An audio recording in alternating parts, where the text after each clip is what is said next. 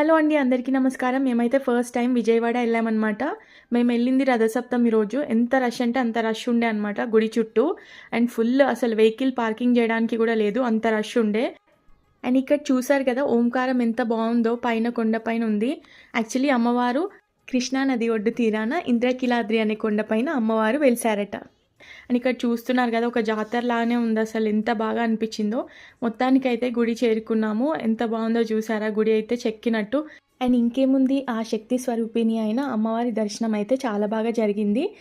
And videos అయితే అస్సలు తీయనియరు, phone అయితే కింద కౌంటర్లో పెట్టేసుకోవాలి.